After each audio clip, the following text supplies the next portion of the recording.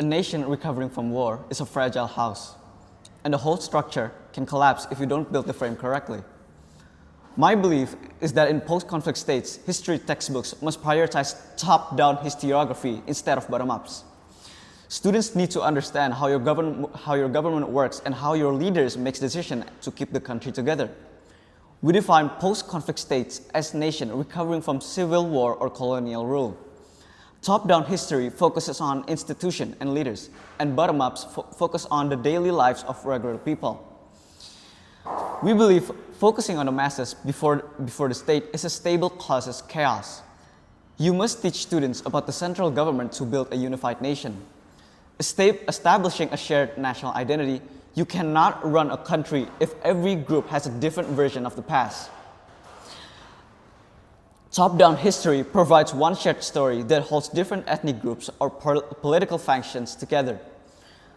When you focus on local, bottom-up stories in post-Civil War state, you often remind people why they fought their neighbors.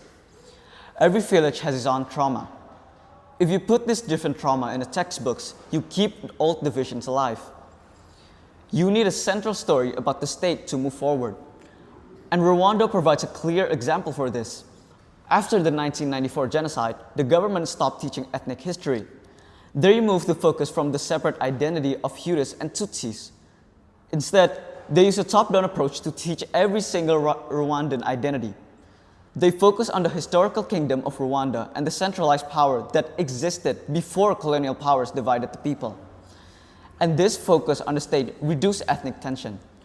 It allowed new generations to see themselves as citizens of one country. And by using top-down history, you give people common ground. You create a national identity that is stronger than local or ethnic loyalties. This unity is the only way a fragile state survives the first years of peace. Understanding the mechanics of power, you must teach students how power was abused so they can stop it from happening again. Bottom-up history tells you that people suffered. It does not tell you exactly how the laws were changed to allow that suffering. If you want to prevent a new dictator, you need to understand the specific ways of old one controlled the courts and the police. This is top-down information. It is technical and political. Students need to know how institution fails, and because this helps them to build better ones. In post-Soviet Estonia, textbooks focus on how state institutions were rebuilt after 1991. Students learn about the 1992 Constitution and the laws that separated the power of the president and the parliament. They did not just learn about the system.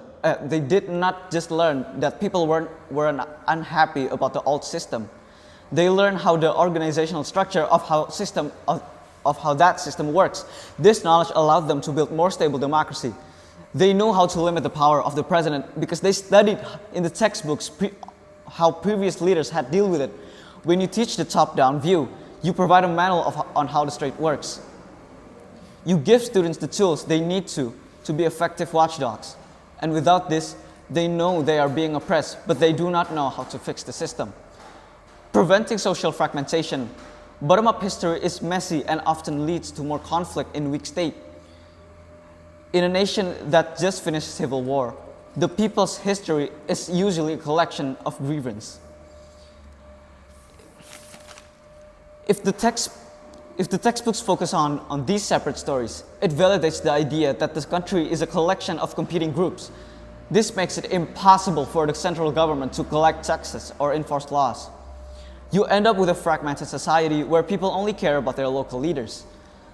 Consider the Balkans after the breakup of Yugoslavia.